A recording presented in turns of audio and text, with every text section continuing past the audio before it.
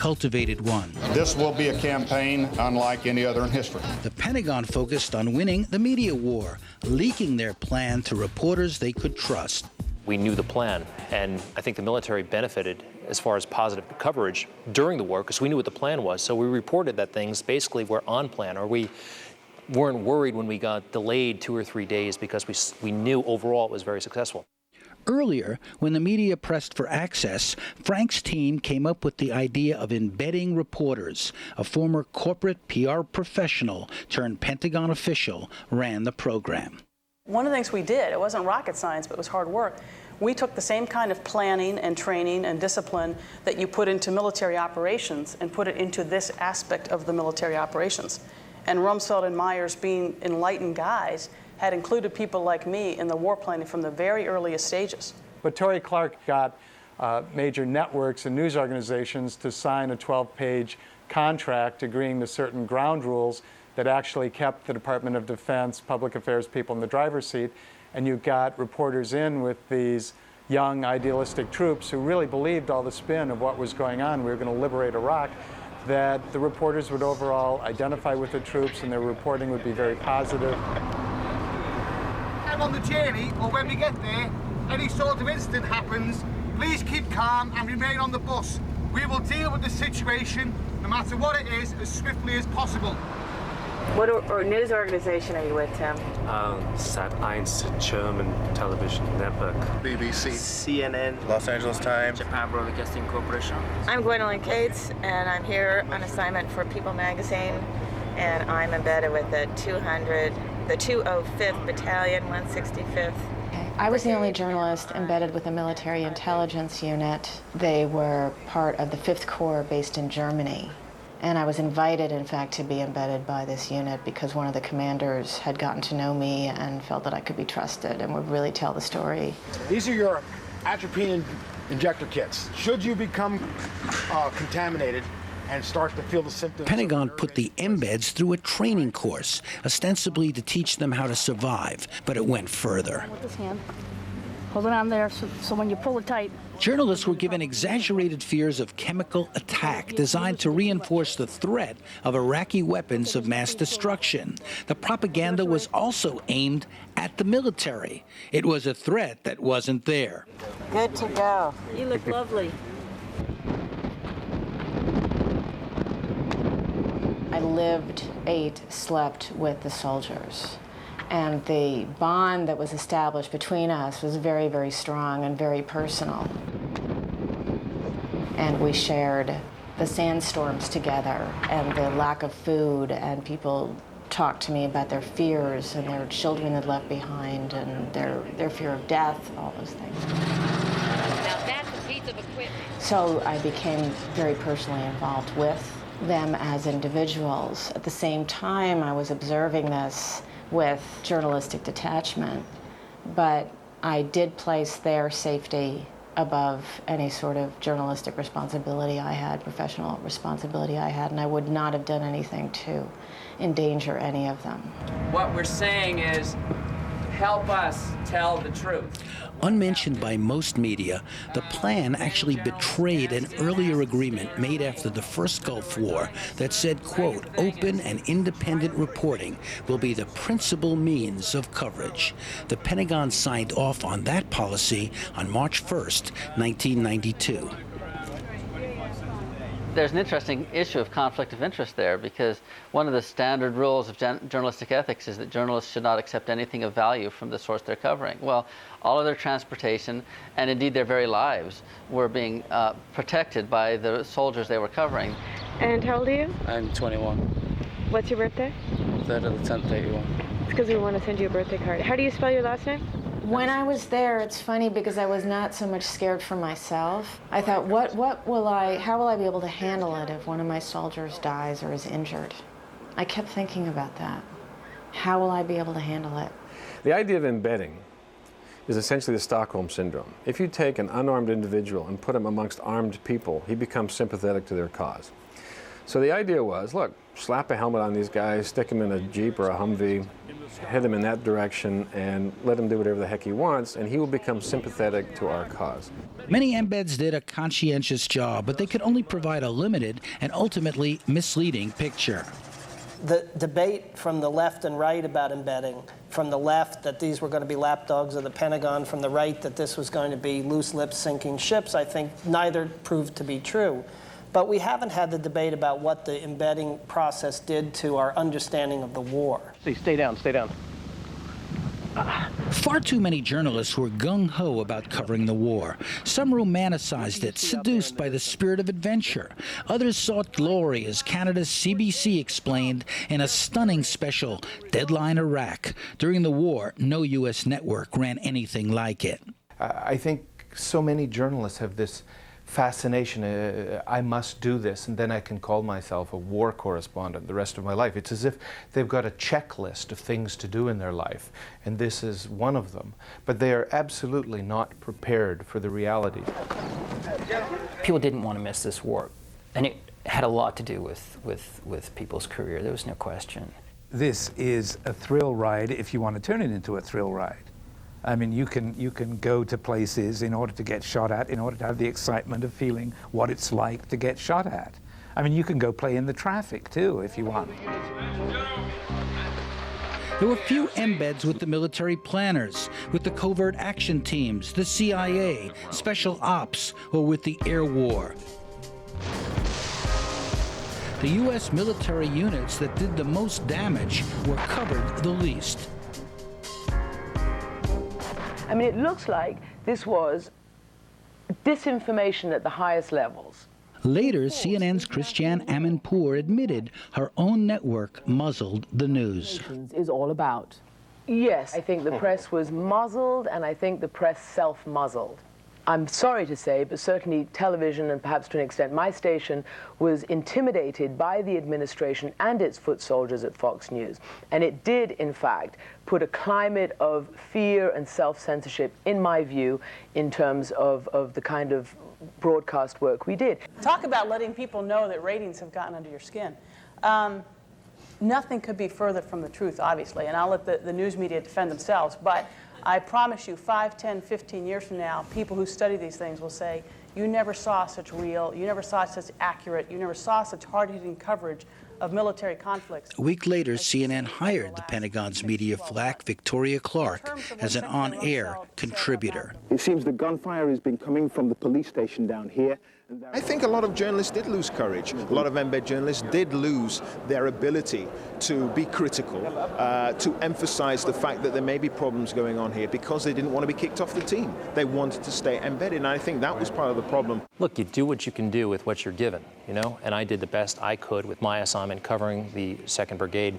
I think overall, if you have, what were there, 600 journalists embedded throughout, that is definitely a plus. By and large, the people who were covering this story, who were there at the front lines, actually doing the actual reporting, did an admirable job. They were doing what they were sent out to do. However, they don't have ultimate control. The control someplace else. The control might be back in Washington or New York or in Edit Bay in Qatar or Kuwait City. Once this war started, we wanted the United States to win. We got to know these soldiers as people, and we wanted them to be successful.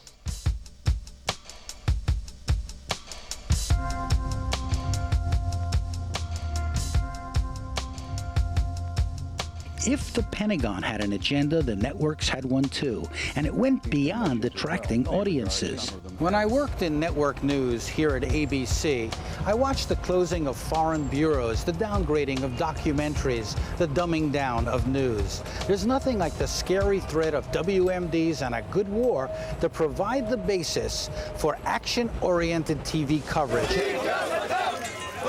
Time magazine's Saddam cover was modeled on an earlier Hitler cover.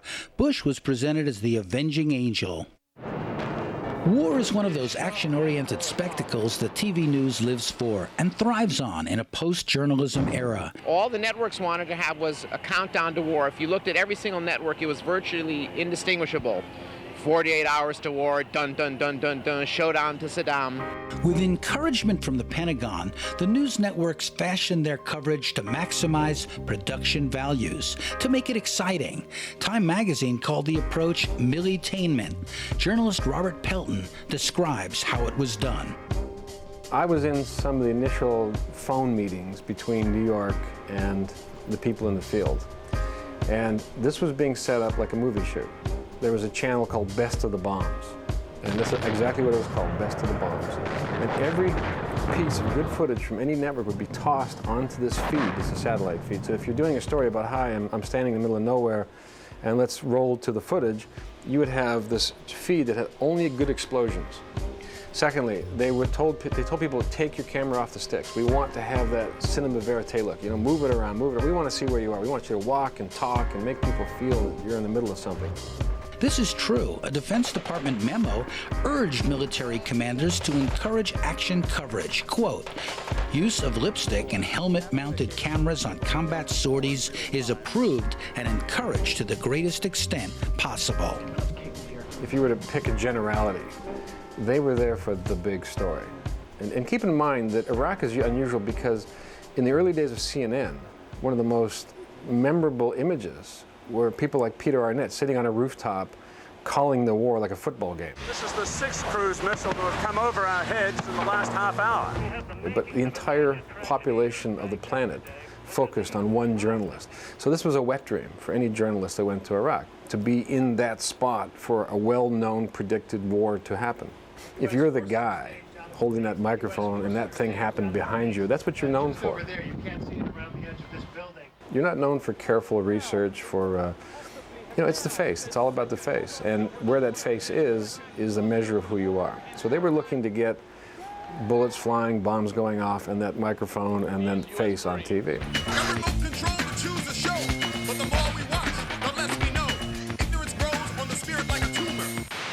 Till freedom is a rumor. News Goon, what we need to know. News Goon, what we want to know. We got News Goon, what we think we know. Got remote control to choose the show, but the more we watch, the less we know. Ignorance grows on the spirit like a tumor. And that's what generates money. I mean, you look at who moved up the food chain in the journalism world over the last 4 or 5 years. You have basically two fast tracks. You have entertainment or war. And entertainment, who cares? If you're a journalist, really, you focus on war. The networks worked overtime to produce so-called video enhancement elements, like graphics, promos, and special music. I want you to know Eyewitness News is there. We're working on the front line, overseas. They were preparing for what they called news immersion. Their war was for ratings and revenues. A CNN graphics designer in Atlanta confided to a friend that he was told to sex it up. Bombs don't work. That's correspondent Bill Neely of Britain's IT. War coverage soon developed its own routines, with anchors tossing to constant updates from embed reporters and in-studio analysis by network generals. One result, glitzy, round-the-clock, fast-paced coverage that was often misleading, inaccurate, and rarely corrected. Just more militainment.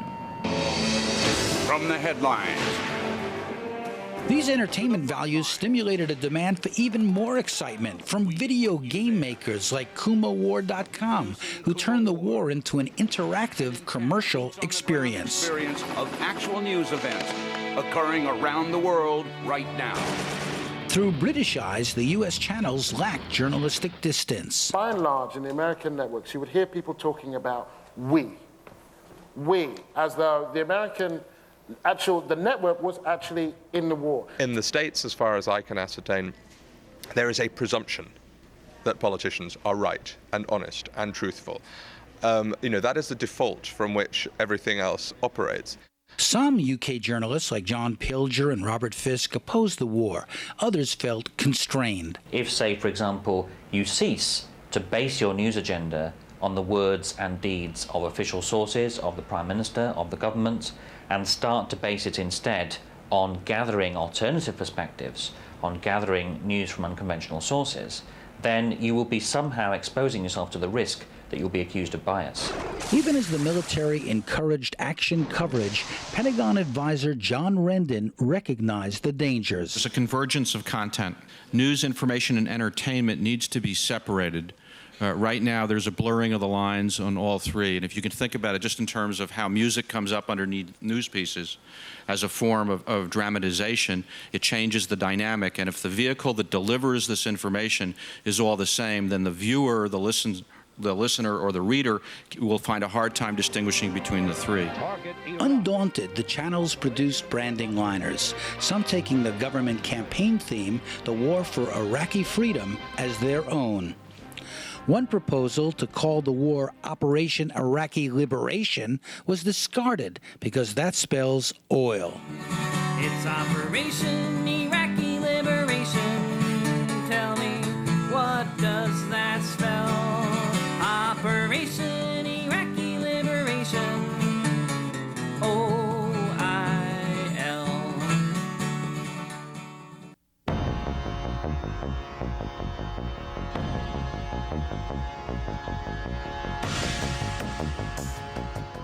We're about 10 miles from the Pentagon in Virginia, at the home of a retired Air Force colonel who's been investigating the stories of the Iraq War, how they were manufactured, distorted, and misrepresented by the media.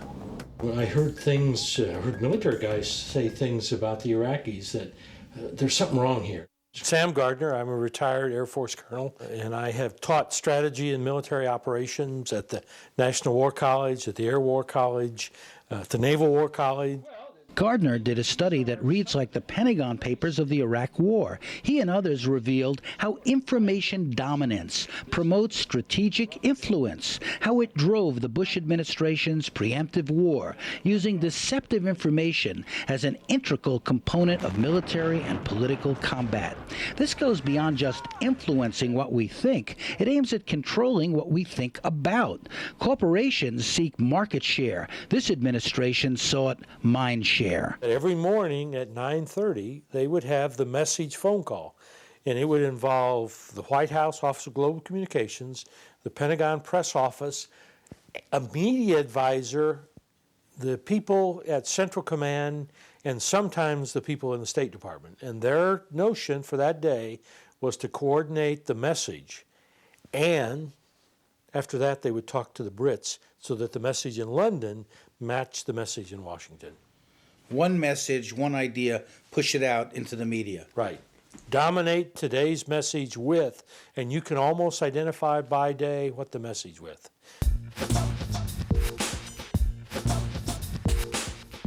Every day there was live coverage from the Pentagon's high-tech media center in Doha, built by a Hollywood set designer.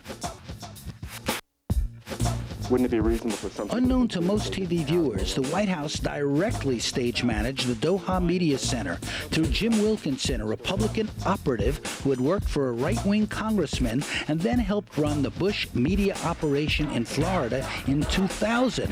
That strategy included staging events such as this anti-vote recount protest in Miami. It looked like a public protest, but it was actually led by right-wing campaign staffers. Jim Wilkinson, this is the guy that they put in charge of the media operation. He's the guy that engineered it. He's the guy that thought of all these things.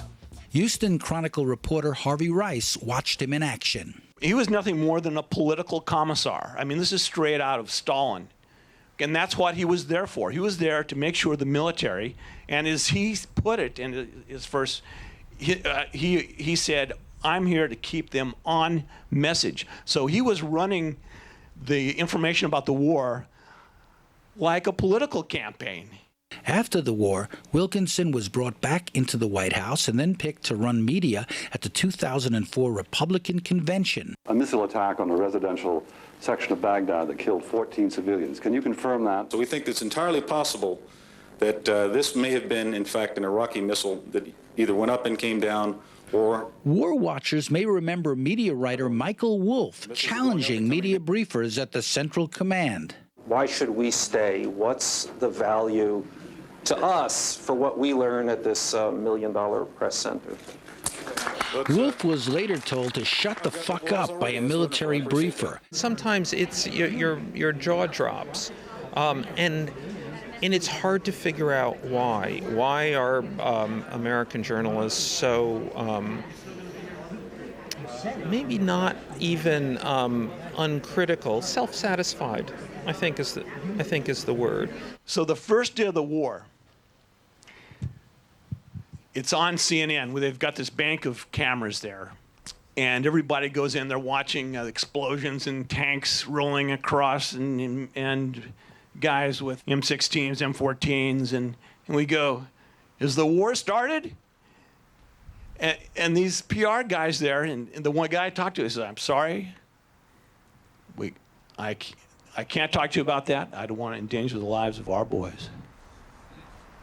I said, "But it's on television." If you can give the media more content than they can handle, and as far away from the battlefield as possible, they will focus their energies where the source of that fire hose is. So Doha is the center of the fire hose.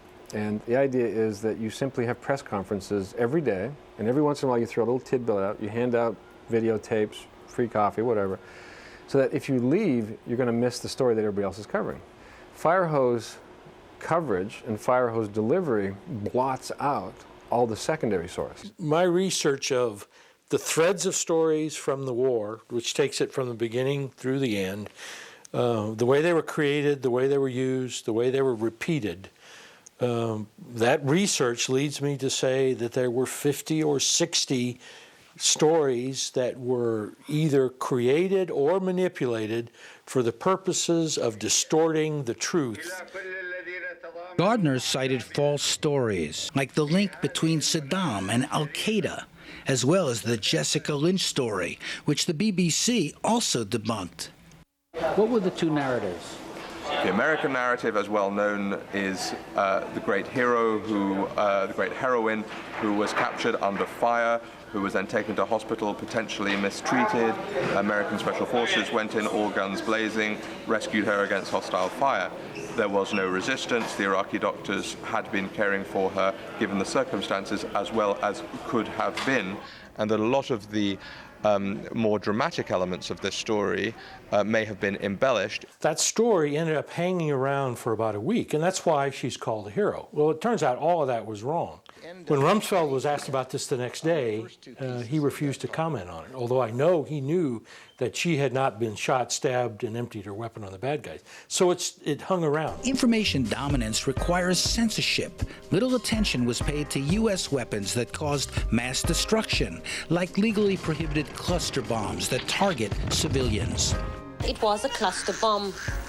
The bomb with multiple mini bombs is dropped from an aircraft focusing on targeted areas. South African viewers learned about how cluster bombs worked and what damage they caused.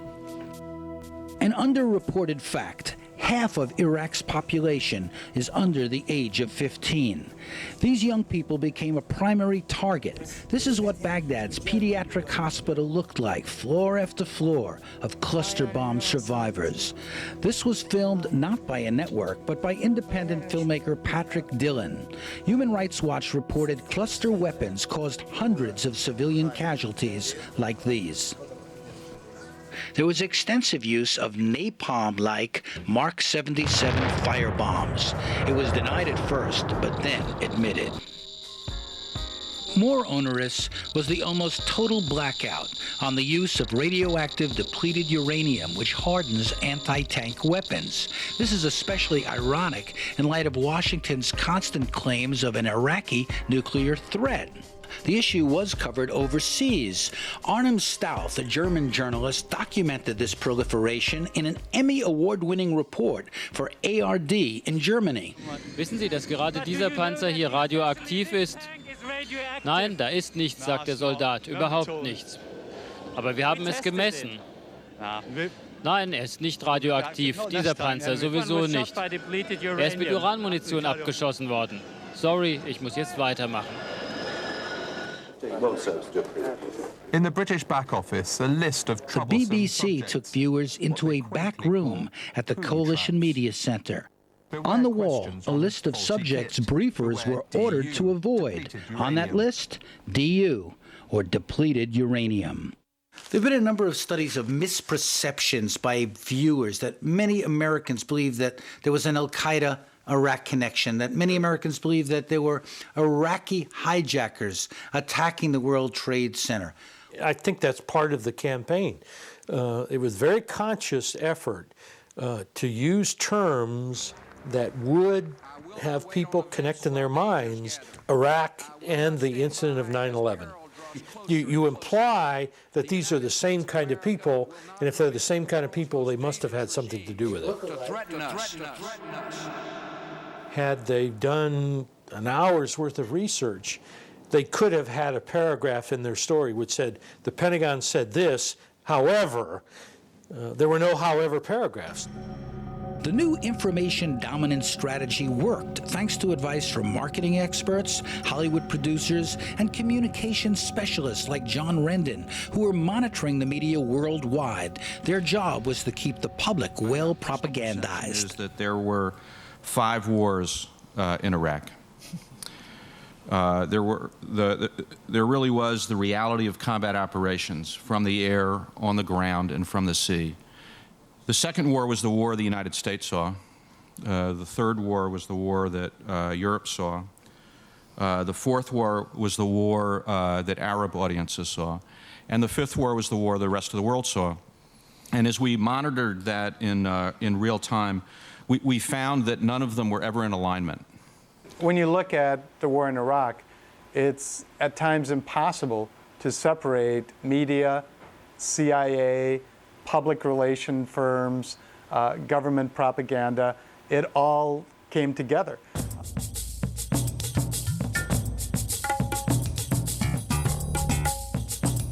What is the problem here, Danny? So what's the problem here? I'm at the Fox News channel, Inside Fox and Friends, a program I monitor every morning that's been most extreme in its coverage of the war.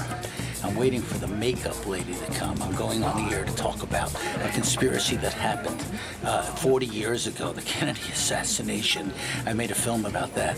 Fox is not interested really in the conspiracy that's happening now in terms of the media, the military, and the administration. But that's not the subject they have me here to talk about. The past somehow can be handled safely. The present is another matter. Well, you know what they say, that Fox is like not really fair and balanced, that it's really not even news. You know, do you watch it? No. No? Don't scrunch your face. I'm sorry.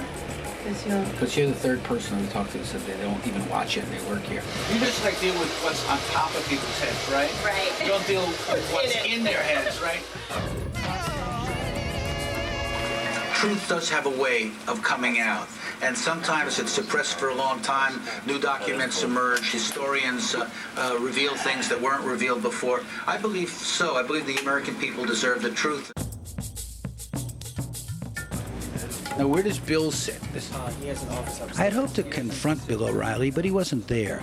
He's one of the loudmouth talk show hosts that define Fox's angry white man attitude, well calculated as a tool of polarization politics, long practiced on right-wing radio.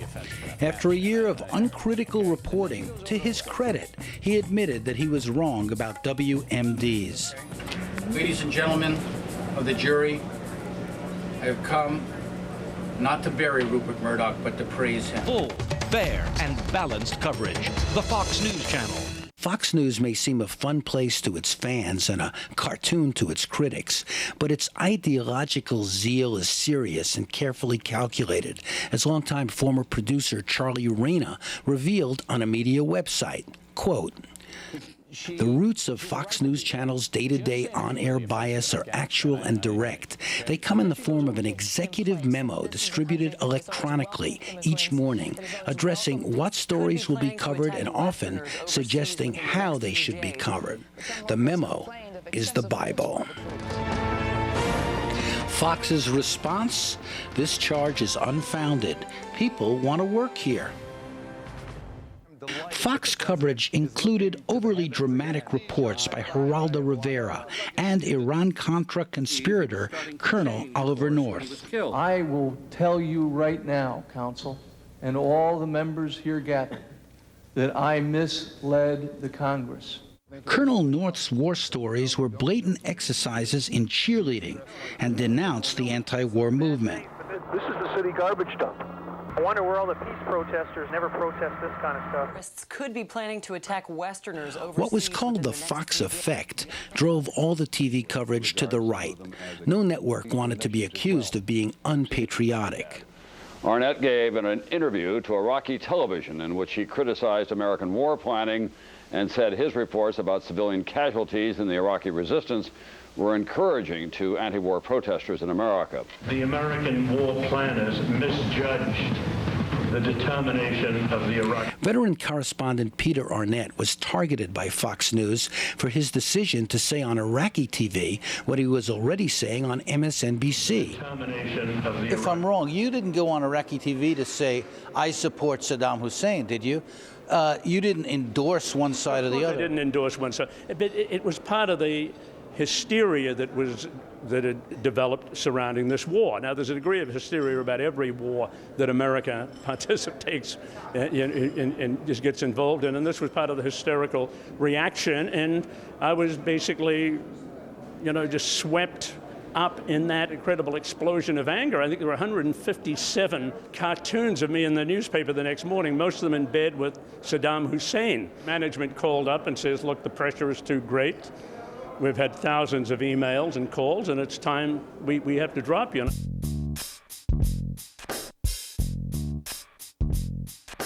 What I've learned, and has gone unreported until now, is that those emails were not from the public at large, but part of an orchestrated campaign by Free Republic, a right-wing online network. We were freaked, an official at National Geographic told me, explaining that 20,000 emails calling Arnett a traitor bombarded their executives, who then panicked and discharged him. The Freepers boasted of their success. Before the war, NBC fired popular anti-war talk show host Phil Donahue, replacing him with strident right-wingers in a move to outfox Fox. An MSNBC executive called Fox the patriotism police. The rest of the world looked at my firing, is another example of American media caving into government. What about Al Jazeera and that, publishing those gruesome pictures of dead soldiers? I think there's something that is culturally Arab about that. News, fair, balanced, and unafraid. But all of the networks more or less signed on to the official rationale.